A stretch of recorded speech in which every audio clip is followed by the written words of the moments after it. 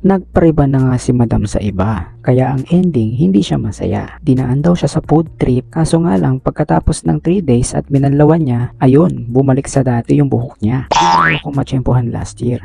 Alam niyo naman mga kamaster, pag sumapit na ang bare months, talagang sobrang busy na natin. Kaya hindi na tayo nahagilap ni madam. So ngayon bumalik siya after 1 year at talagang chinempohan niya na tayo para ipaayos yung buhok niya. Base sa aking pag-analisa, ang target color talaga ni madam dito is dark ash blonde.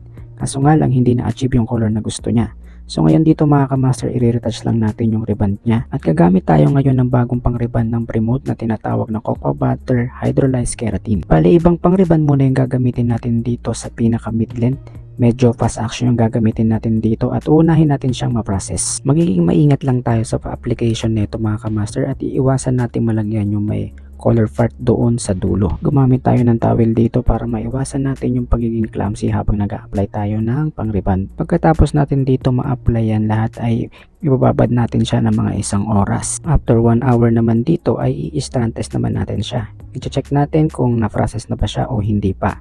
So hindi ibig sabihin 1 oras natin siya binabad dito mga kamaster ay magiging okay na yung pinaka mid-length. Lagi pa rin tayo magdo-double check. After naman natin mai-process ngayon yung mid-length mga kamaster ay gagamitin na natin ngayon yung bagong pang-reband ng Cocoa Butter na Hydrolyzed Keratin.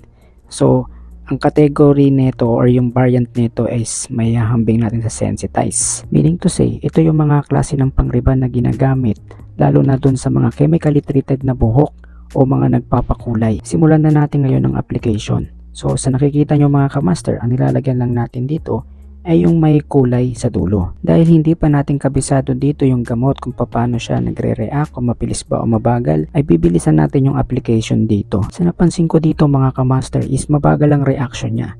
Kaya nga't siguro tinawag na hydrolyze siya ay kinoprotect na yung buhok. Kung mapapansin nyo dito ay hindi natin pinilagyan yung pinakadulo o yung mga nasa 2 to 3 inches dun sa dulo dahil sira na siya. At gugupitin na lang natin siya mamaya. Nakakatuwa lang talaga dito is mabagal siya mag-react kaya hindi ka kakabahan na gamitin ito. Dito nga ay na-secured na natin mga kamaster na process na siya at pinabanlawan natin. At pagkatapos natin mabanlawan ay dito ay sinuklay natin o kinomtro natin para hindi siya mahirap i-blower o para hindi magsabit-sabit yung buhok niya. At gumamit na rin ako dito ng hair protector para mas ma-enhance yung reband niya o yung kintab at tulas niya. Dito naman ay magpa-plancha na tayo mga kamaster. So ang init ng plancha natin dito is around 200 lang at pahapyaw lang yung pinaka pagplancha natin o paghagod natin dun sa dulo.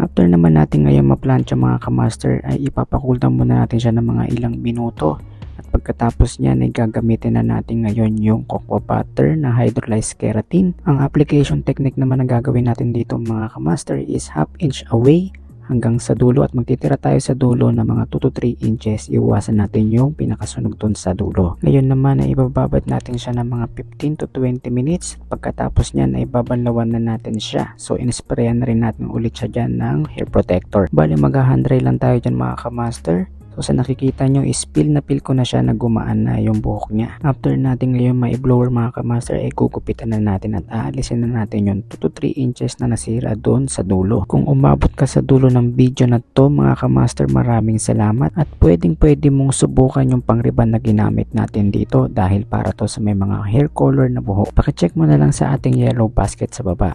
Hanggang sa muli mga kamaster, bye bye!